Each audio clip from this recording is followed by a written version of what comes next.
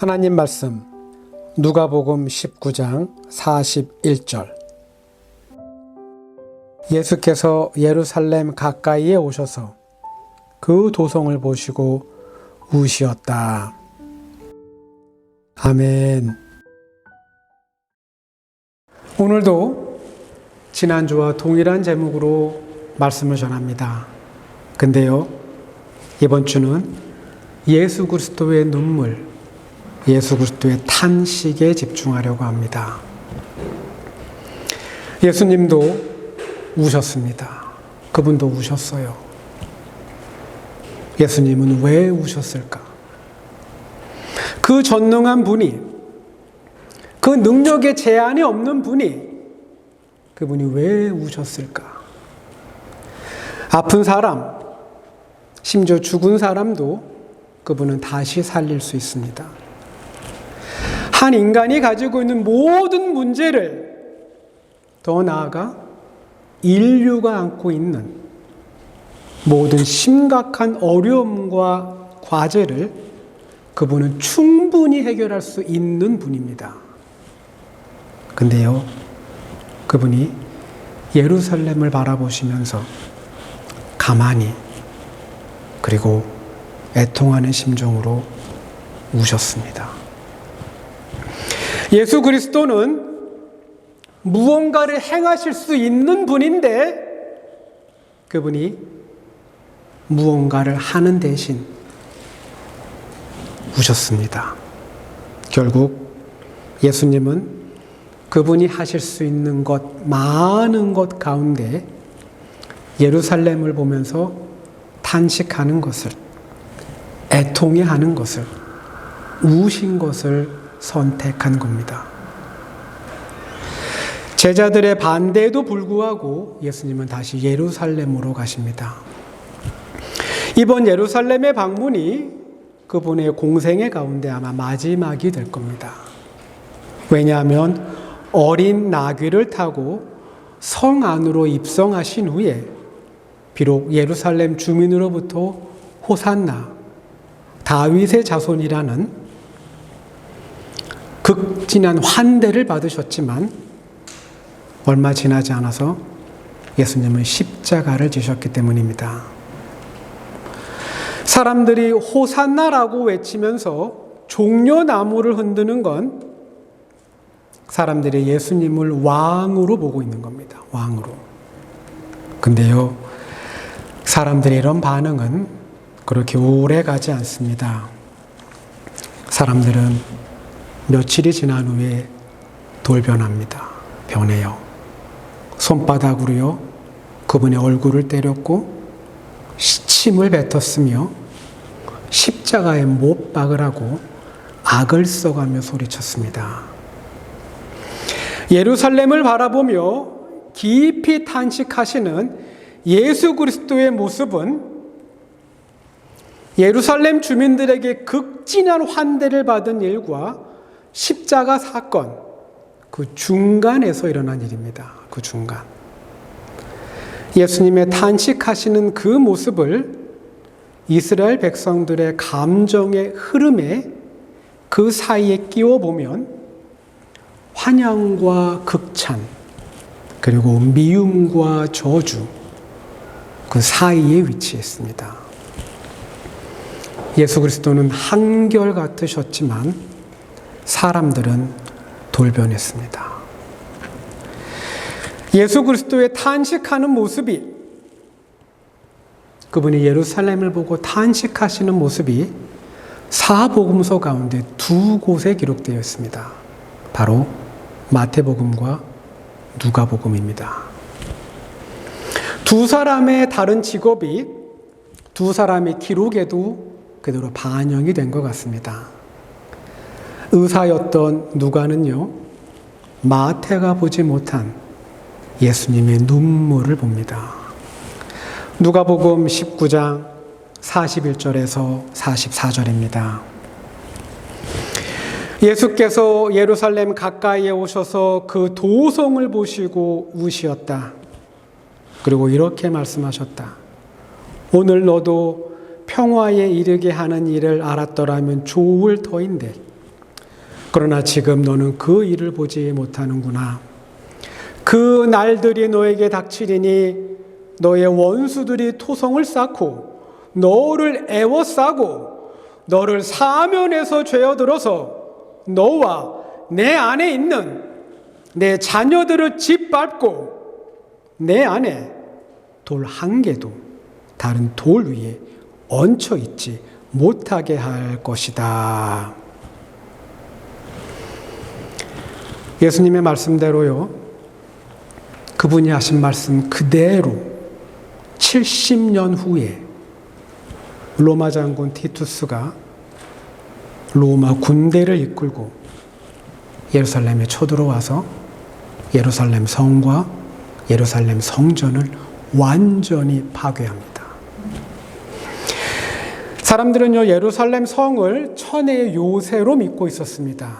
그 이유는 성 주위로 동쪽에서 흘러오는 기드론 시내가, 기드론 그 물줄기가 예루살렘 성을 감싸고 있었기 때문입니다. 예수님의 말씀대로요, 로마 군대는 예루살렘을 감싸고 있는 기드론 시내를 메우기 위해 대규모 토목 공사를 시작합니다. 성서학자들이요, 이 당시 로마 군대가, 로마 정부가 파견한 로마 군대의 규모를 6만에서 8만으로 보고 있습니다. 예수님 당시 예루살렘 성벽 둘레는 4에서 5km입니다.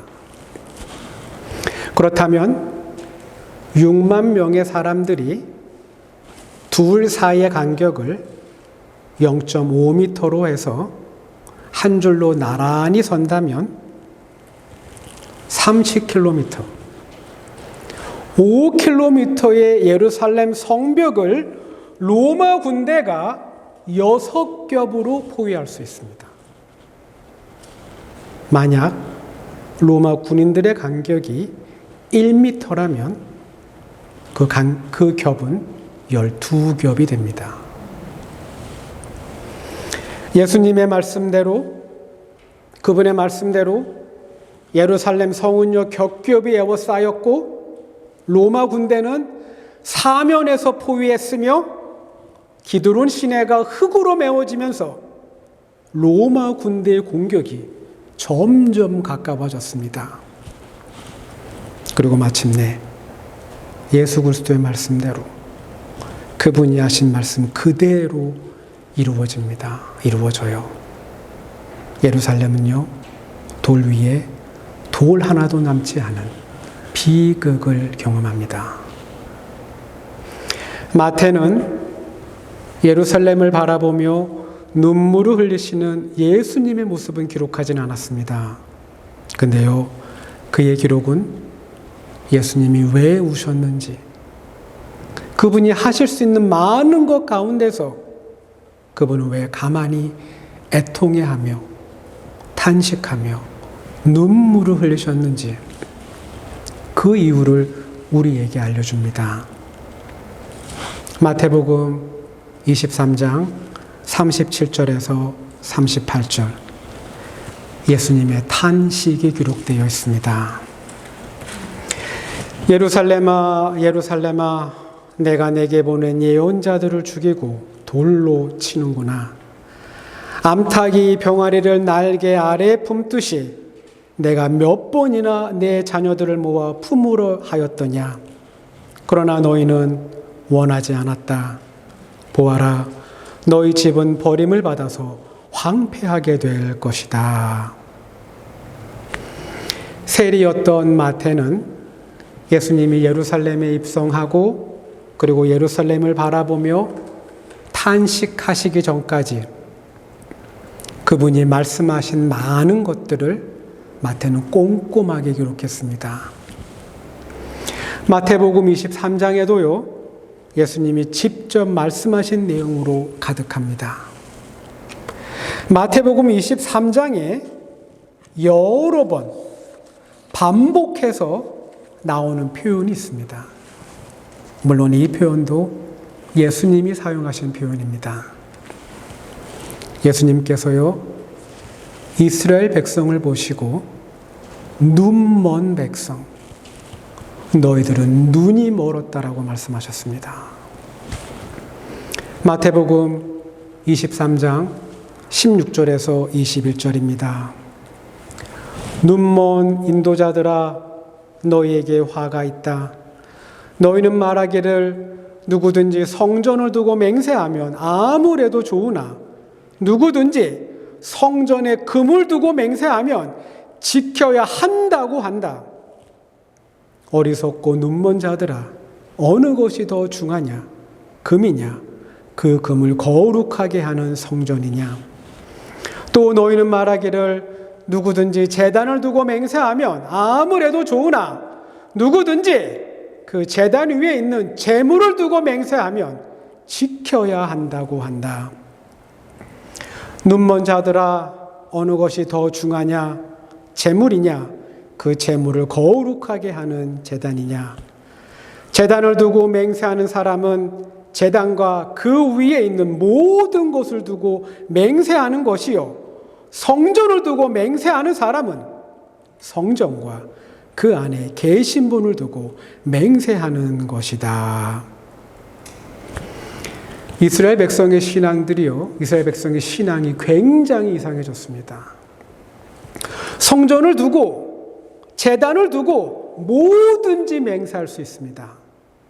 근데요, 그 맹세한 일을 지켜도 그만, 안 지켜도 그만입니다. 근데요, 성전에 금을 바치기로 했다면, 제단에 제물을 바치기로 했다면 이건 반드시 지켜야 합니다. 마태복음 23장 23절에서 26절입니다. 예수님의 탄식은 계속됩니다. 율법학자들과 바리새파 사람들아, 위선자들아, 너희에게 화가 있다. 너희는 박하와 회향과 근체의 11조는 드리면서 정의와 자비와 신의와 같은 율법의 더 중요한 요소들을 버렸다. 그것들도 소홀히 하지 않았어야 했지만 이것들도 마땅히 행해야 했다. 눈먼 인도자들아, 너희는 하루살이는 걸러내면서 낙타는 삼키는구나. 율법학자들과 바리새파 사람들아, 위선자들아, 너희에게 화가 있다. 너희는 장과 접시의 겉은 깨끗이 하지만 그 안은 탐욕과 방종으로 가득 채우기 때문이다. 눈먼 바리새파 사람들아, 먼저 잔안을 깨끗이 하여라. 그리하면 그 겉도 깨끗하게 될 것이다.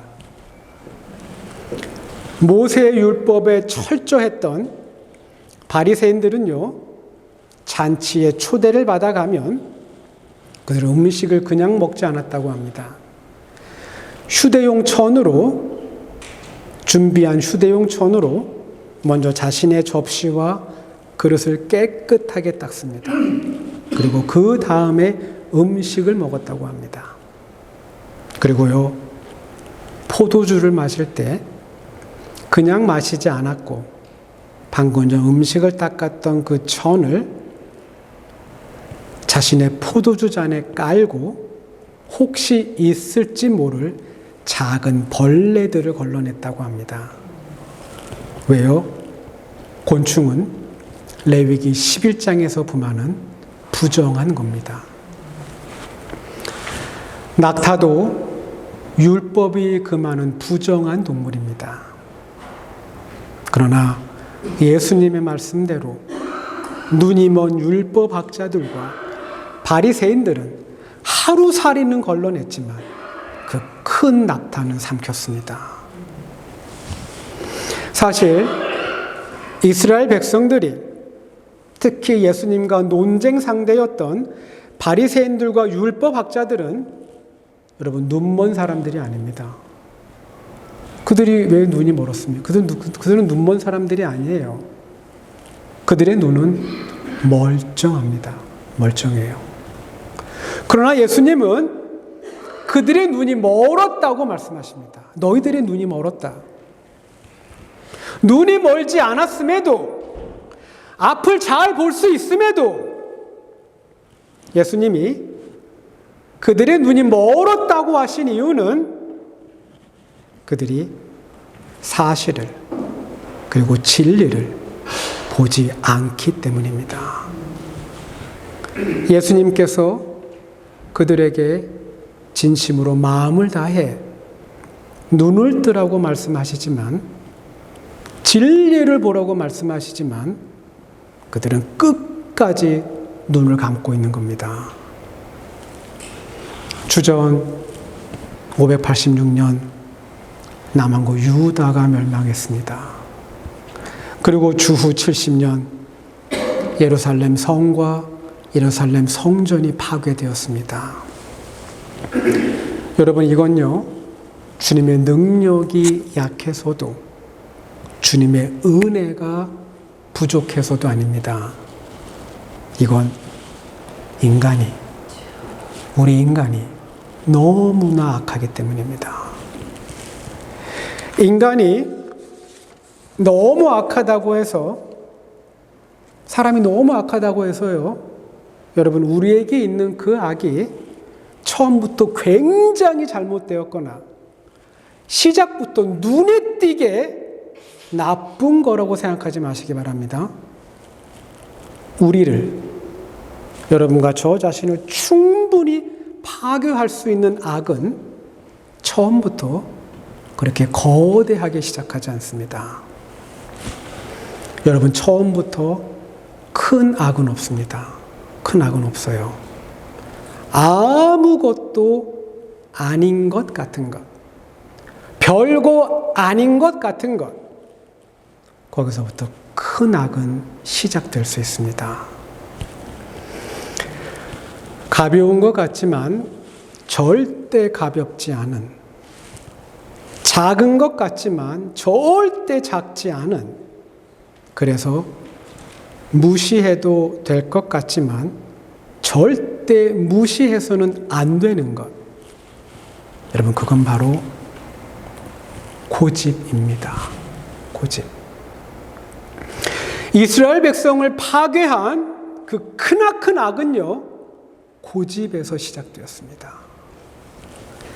이스라엘 백성들 눈을 뜨지 않습니다. 눈꺼풀을 열어 응시하면 진리를 볼 수 있는데 그들은 끝까지 눈을 열지 않습니다. 예수 그리스도의 눈물이, 예수 그리스도의 탄식이 쏟아지는 이유입니다. 예수님의 말씀을 들었지만, 하나님의 아들 예수 그리스도의 진리의 말씀을 들었지만 고집이 센 이스라엘 백성들은 스스로 귀를 닫고 마음을 닫습니다. 고집이 센 것, 그리고 고집을 부리는 것, 여러분, 이게 큰 악이 될 수 있는 건 불순종하기 때문입니다. 불순종. 우린 구약의 예언서를 통해 하나님께서 이스라엘 백성을 위해 무슨 일을 하셨는지 매우 잘 알고 있습니다. 하나님께서는 오랜 시간 동안 동일한 메시지를 하셨습니다. 같은 메시지를 주셨어요. 그리고 시간이 임박할수록 메시지의 강도는 더욱 알아듣기 쉽고 직설적으로 바뀌었습니다. 근데요, 이스라엘 백성이 보여준 반응은 외면과 무시, 그리고 무관심이었습니다. 무관심. 고집이 센 이스라엘 백성들은요, 하나님의 말씀을 듣지 않습니다. 안 들어요. 하나님의 말씀을 거부합니다. 예루살렘에 가득한 이스라엘 백성의 불순종을 보시고 하나님의 아들 예수 그리스도가 우셨습니다. 우셨어요. 여러분, 기억하시기 바랍니다. 믿음은 말씀을 듣는 데서 시작합니다. 믿음은. 즉, 믿음이 생기고 믿음이 자라는 거는요, 말씀을 듣는 데서 시작됩니다. 그래서 우리의 신앙생활은요, 말씀을 듣는 데서 시작하는 겁니다. 근데요, 복을 받는 것, 하나님이 약속해 주신 그 복을 받는 건 말씀을 듣고 말씀대로 살 때입니다. 복은 말씀을 듣고 그 말씀대로 살 때 누릴 수 있습니다. 그러므로 순종은 우리의 삶의 짐이 아닙니다. 순종은 짐이 아니에요. 순종은 우리의 삶의 부담이 아닙니다. 순종은 하나님이 허락하신, 그리고 하나님이 준비하신 그 복을 받을 수 있는 통로가 됩니다. 오늘은 하나님의 아들 예수 그리스도께서 부활하신 날입니다. 그 어떤 사망 권세도요, 그분을 무덤 안에 가둘 수 없었습니다. 그분은 십자가를 지셨고 십자가 위에서 고통을 겪으셨습니다. 우리는 그분이 십자가를 지시기 전 그분이 괴로워하신 걸 알고 있습니다. 근데요, 그분은 순종하셨습니다. 빌립보서 2장 8절은 예수님의 이런 모습을 다음과 같이 기록했습니다. 사람의 모양으로 나타나사 자기를 낮추시고 죽기까지 복종하셨으니 곧 십자가에 죽으심이라. 기억하시기 바랍니다.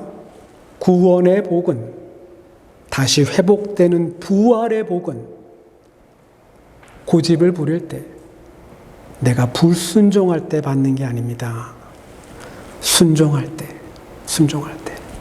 마음을 다해 겸손히 순종할 때 받을 수 있는 겁니다. 우리가 불순종했을 때 예수님께서 눈물을 흘리셨다면 분명 우리가 순종할 때 예수님은 웃으실 겁니다. 부활의 아침입니다. 순종하는 삶이 여러분과 저 우리의 삶이 되어 하늘의 복이, 하나님이 약속하신 그 복이 여러분들 삶에 가득하기를 소망합니다. 기도합니다.